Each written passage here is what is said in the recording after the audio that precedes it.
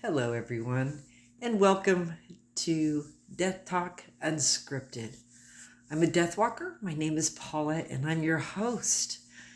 Thank you so much for joining me.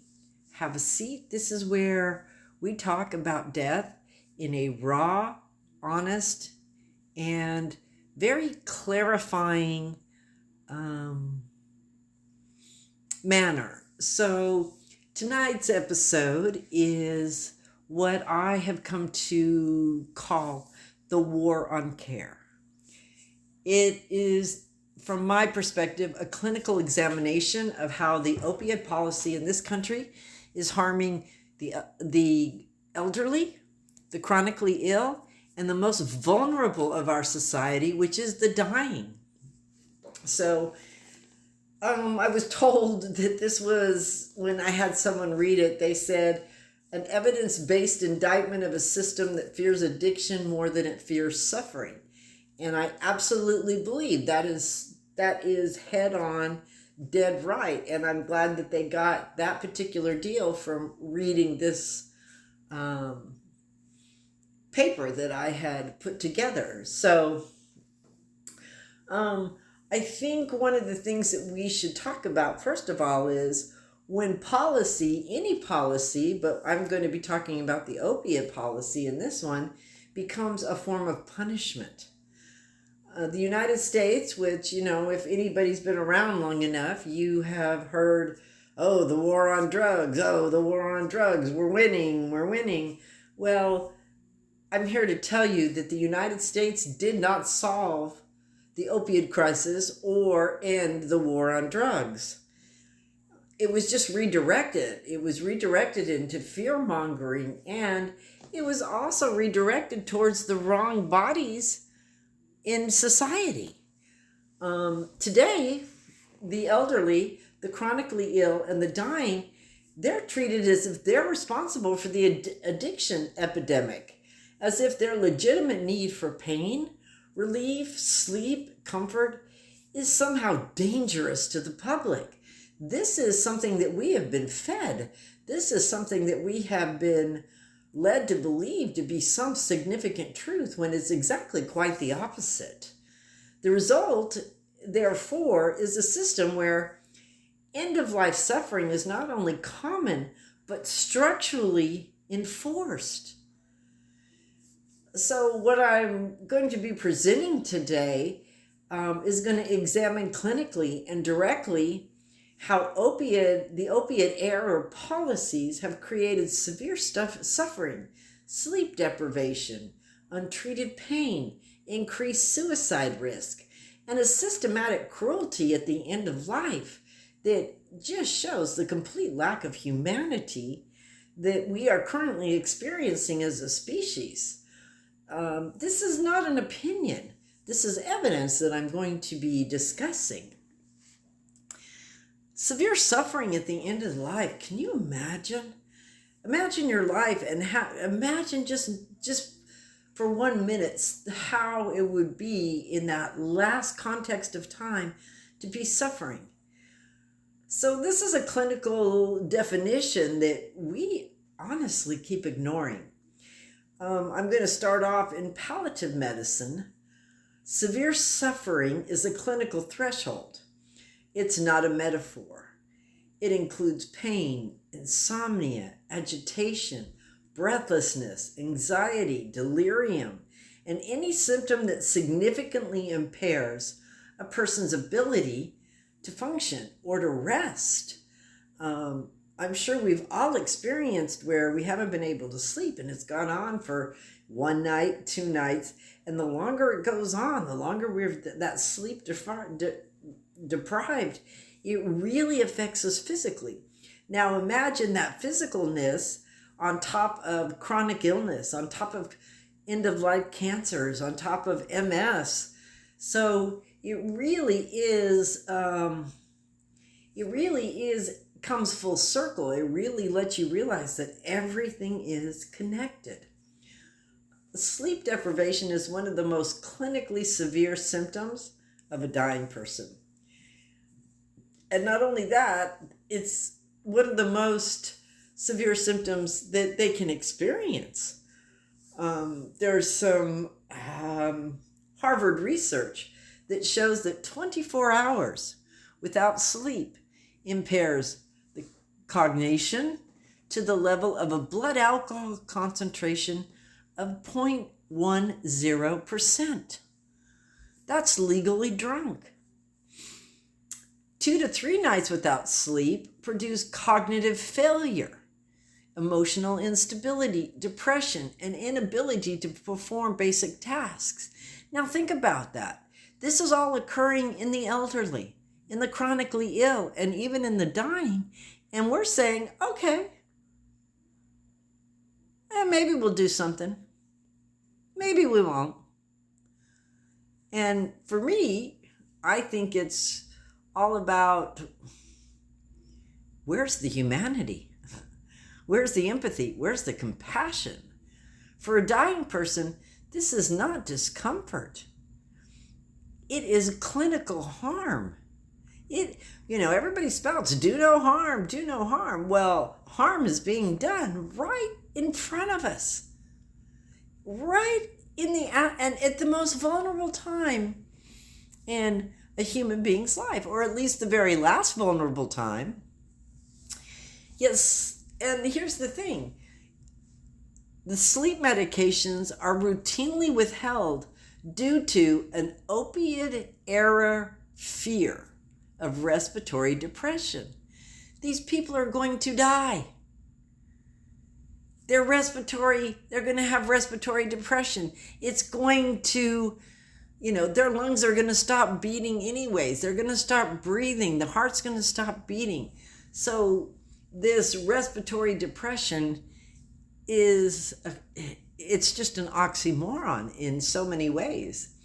Even when the patient is already in the final stages of life. I mean, when you are down to the last week of life, really?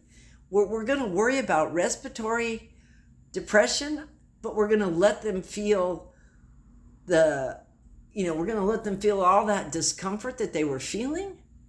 We're going to make them suffer?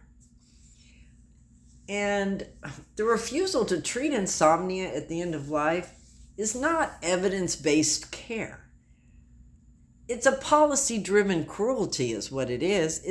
It's a systematic, it's one more of the symptoms of a systematically broken healthcare, any type of end-of-life care. It's just broken.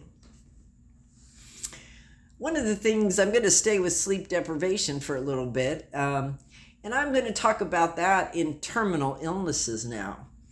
And it is a documented medical harm to do this, by the way. So any one of you out there who are caregivers, who are family members, who are actively working in the moment with your loved one in a hospice type situation or an end-of-life situation, then I absolutely want you to document everything that you possibly can, because sleep deprivation is not a benign symptom in terminal illness. Marie Curie's palliative research, I believe, confirms that insomnia worsens pain, it creates anxiety, depression, and physical symptoms. This is not something that a terminal illness person should have to endure on top of what is already happening for their life to be ending.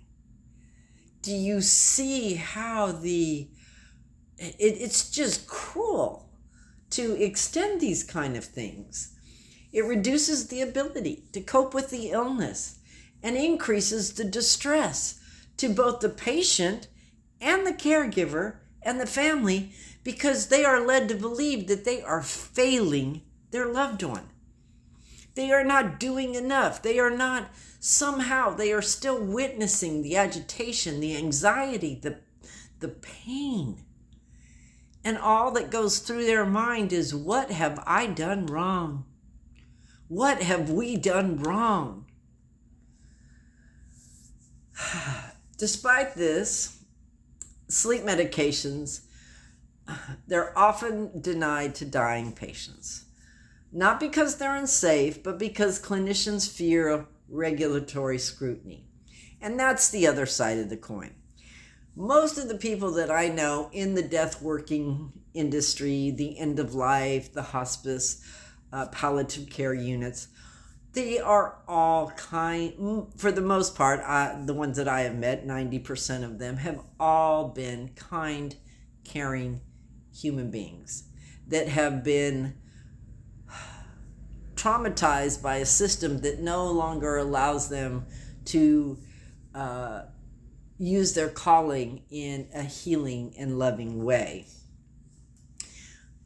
One of the things that I'm going to go over right now is the prescribing process itself.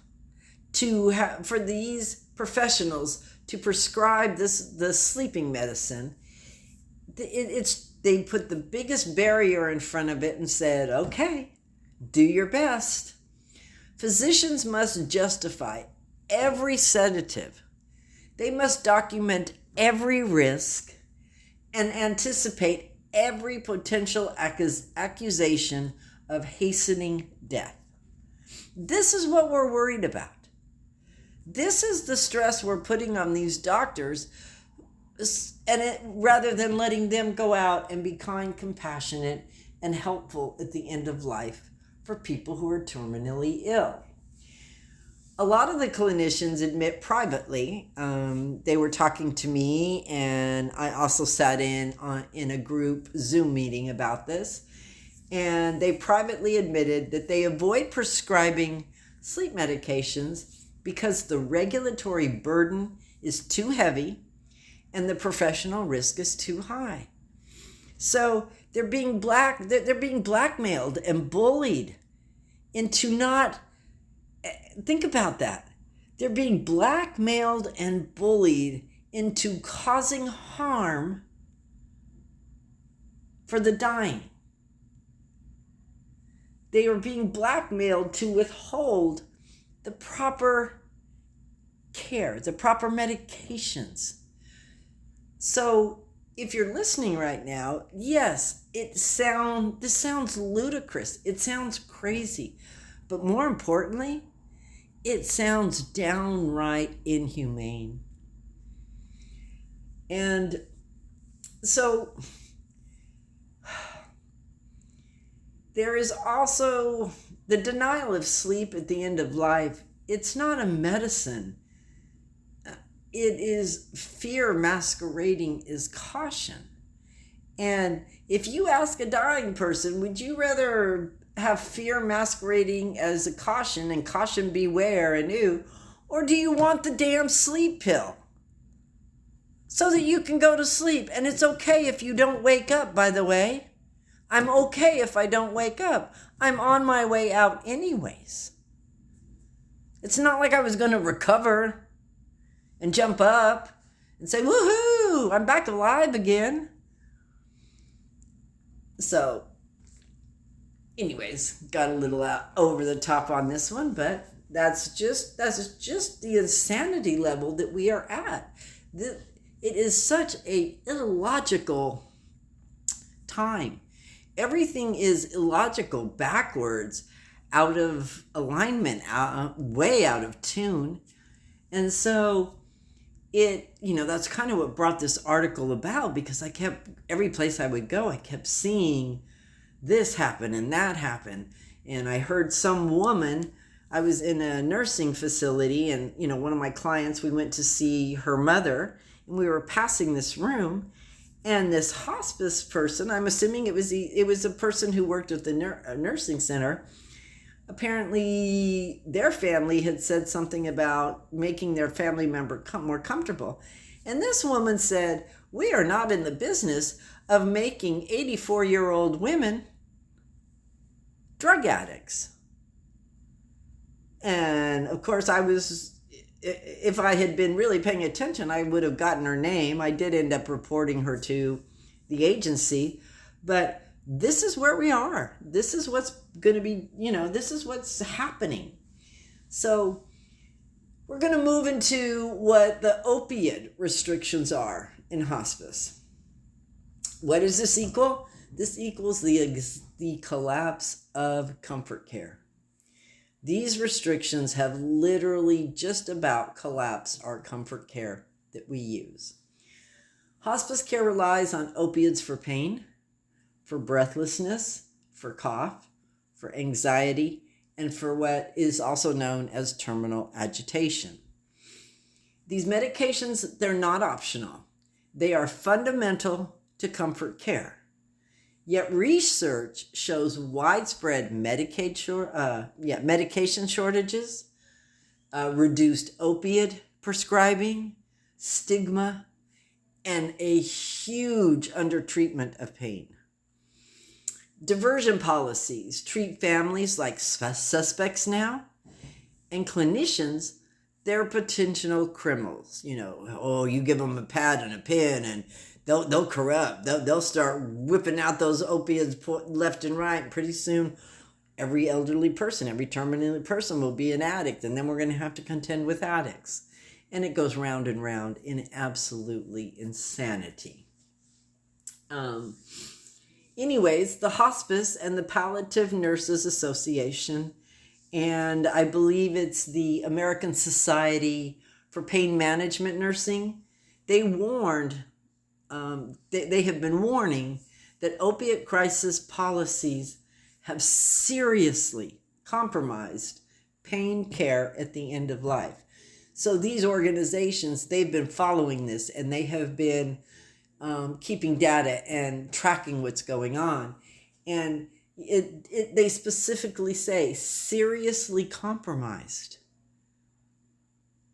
How sad is that? The opioid war has invaded hospice. I'm saying that again.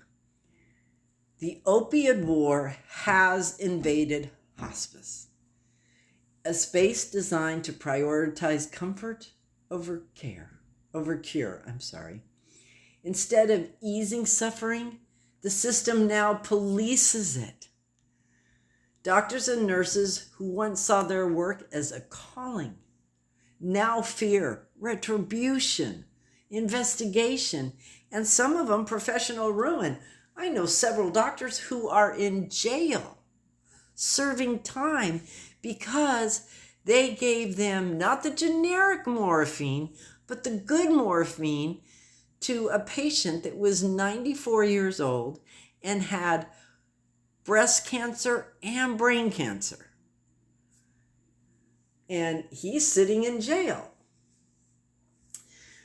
The other thing is,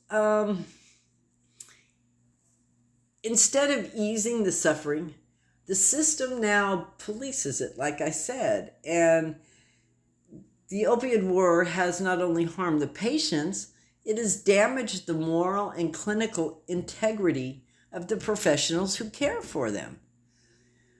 It has really torn it apart. How can you trust someone? How can you think that these people have integrity when they allow this much suffering? One of the funny things is, and this is the next part that I'm going to be talking about, and it's the DEA, the Drug Enforcement Agency. Talk about Big Brother in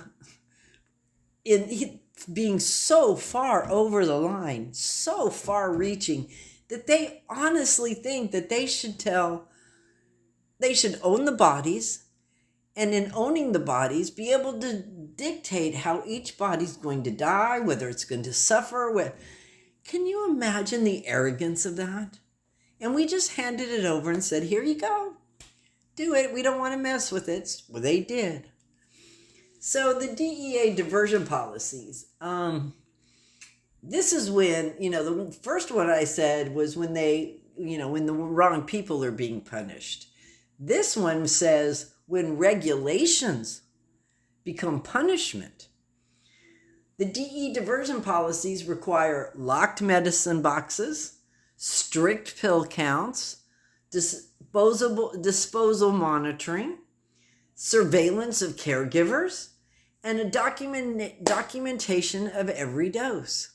Now imagine the caregiver has spent probably months, if not years, doing this situation, taking care of their loved one, doing everything in their power to make their loved one die with dignity and honor, and hospice is the only way to go in this particular state. That's the one out.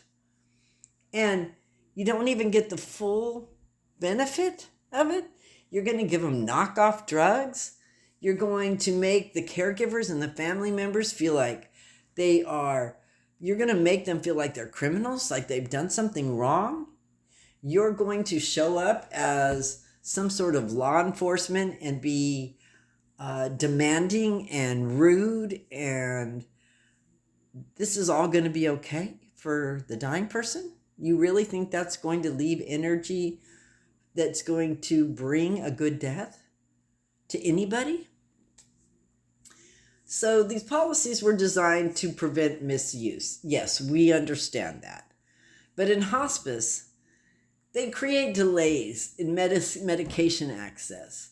They fear of doing it wrong. There's emotional distress, and there's distrust between clinicians and families. And and that's a very sad thing, because it's the dying person's very last moments. And you have the families pitted against the clinicians, and the clinicians pitted against the families. And all of a sudden, there is a disconnect. There is dissension even. I'm sorry, I'm just getting over a cold. Nurses are forced into policing roles. Can you imagine? And caregivers, who are the backbone, I'm a caregiver, and we are the backbone of the end-of-life care. And now we're being treated as potential thieves? Come on, get a grip. So this is a perfect example, like I was saying before, of government overreach, a system that asserts control over the bodies of the dying until their final breath. Even when pain is severe, even when sleep is impossible, even when suffering is evident, the response is often, "We're sorry, there's a shortage," or "We're sorry, we can't prescribe that. Would you like us to rub your elbow?" I mean, regulation has replaced compassion, and compliance has replaced care. That sigh was just a sigh, just realizing where we are and what it is, and what, it is what it is kind of deal. So I'm going to talk a little bit about fentanyl. Fentanyl enforcement versus medical access. Now, this is a national contradiction.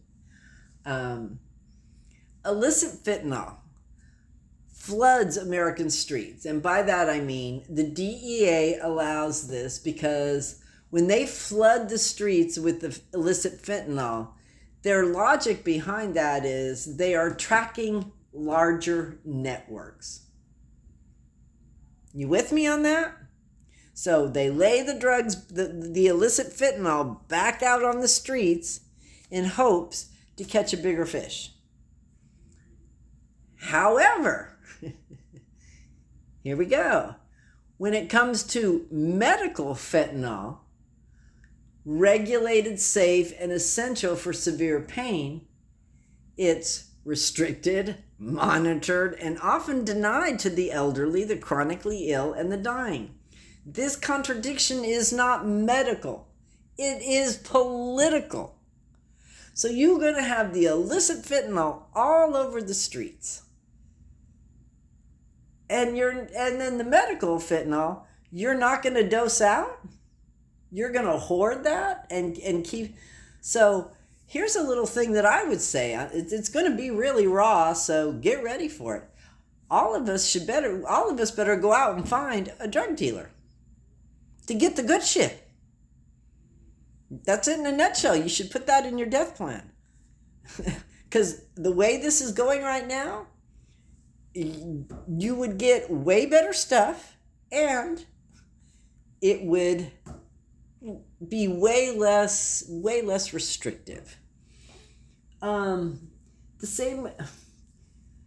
So pharmacies report shortages of hydromorphone, fentanyl patches, and even basic comfort medications used in terminal care.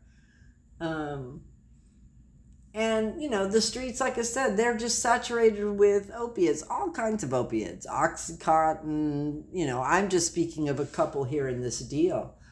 Hospice kids, they often lack morphine. Well, can you imagine? So, and the same supply chain that allows illicit fentanyl to circulate freely cannot reliably produce morphine for dying patients. Shall I say that again? The same manufacturing system that floods the streets with counterfeit pills cannot produce enough sleep medication for people who need rest to survive their final days. This is not a supply problem. This is a priority problem. Here's something that very few people will talk about.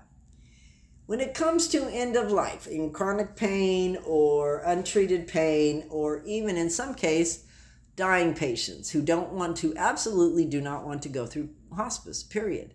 So it leads to a suicide risk.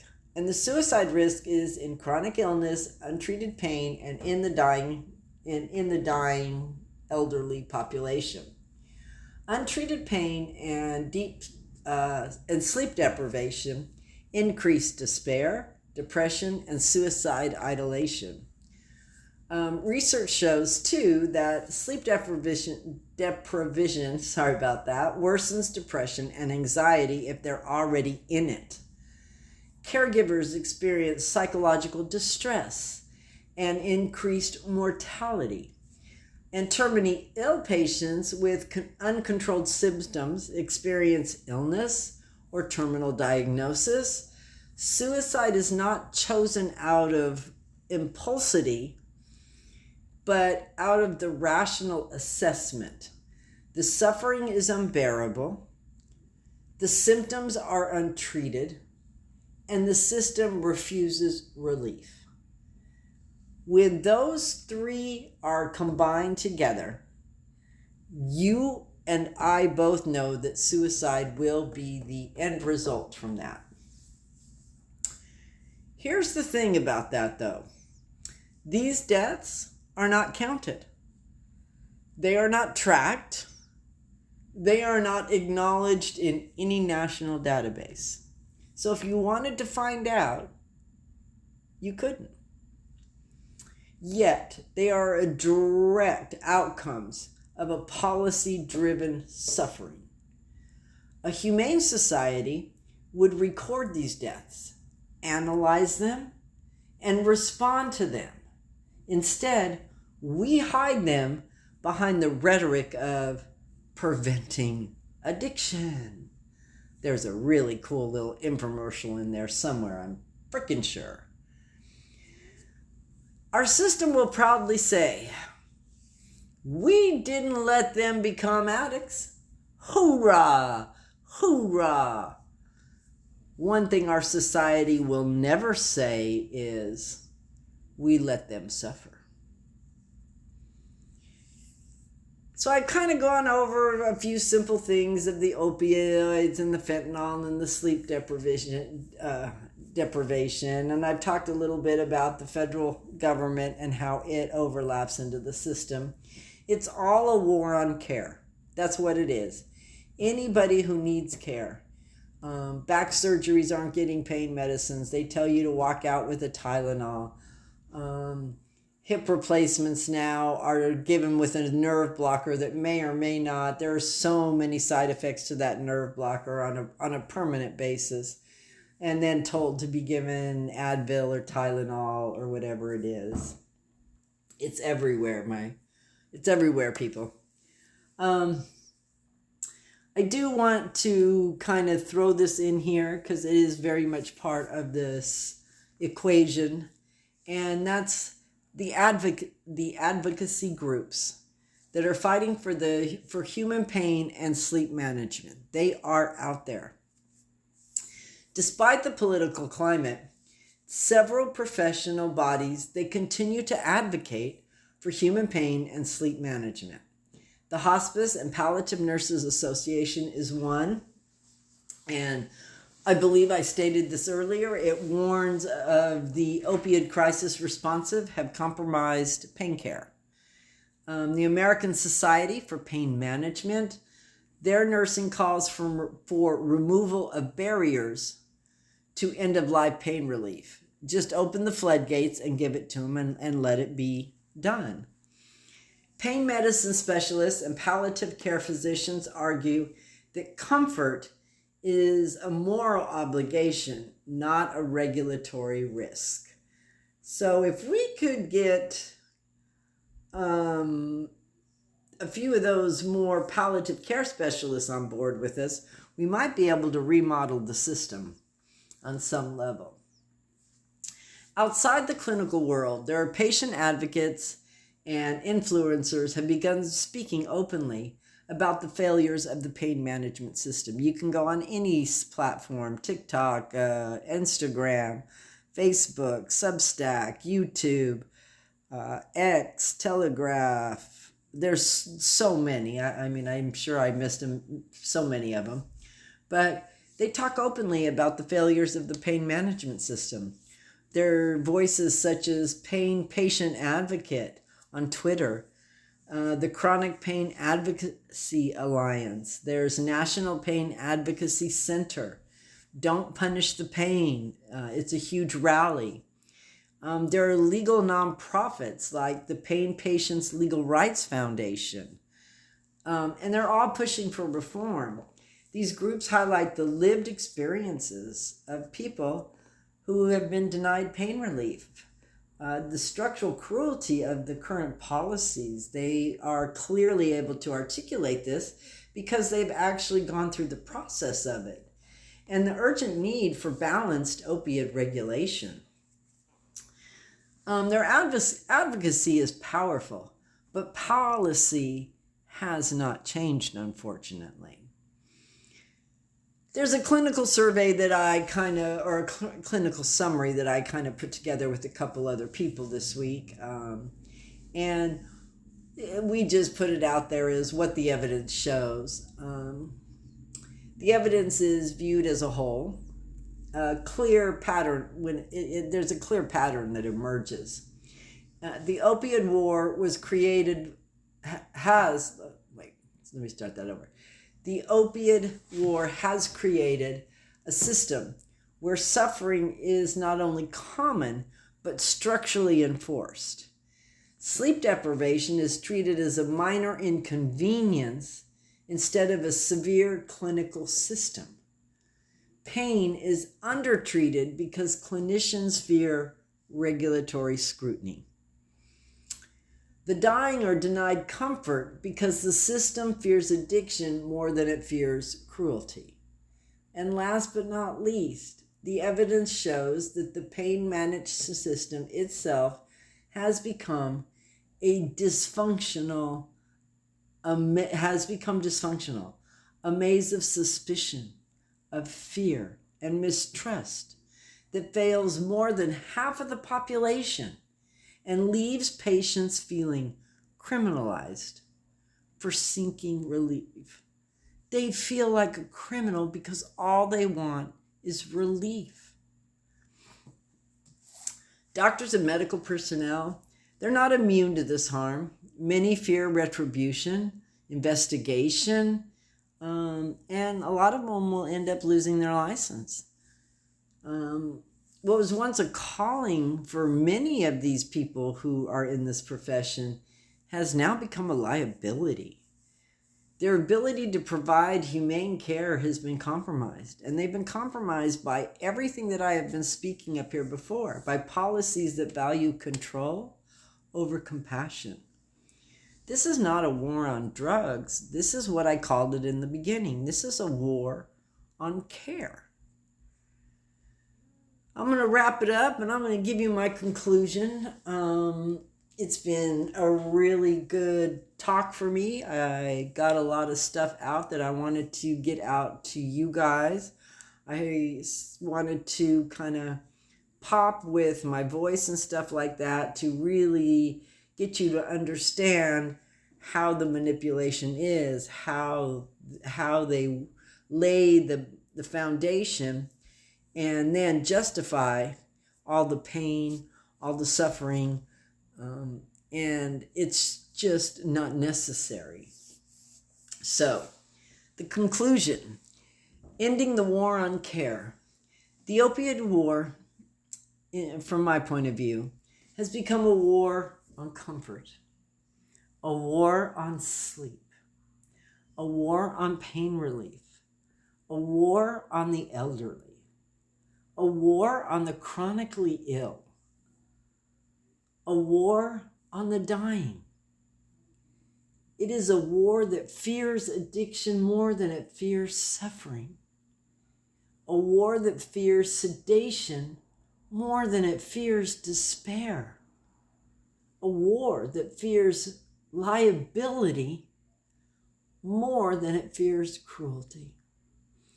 If we want a humane society, we must stop treating the dying as potential addicts and start treating them as human beings who have lived a lifetime and are now getting ready to leave this place in time. They're going to die. Comfort is not a crime. Sleep is not a threat. And pain relief is not a danger. None of these are red flags. None of these are red signs that say stop. It's time to end the war on care. Bottom line, period. So take what you need, leave the rest. So much love, my friends. I'll see you next time. Be blessed.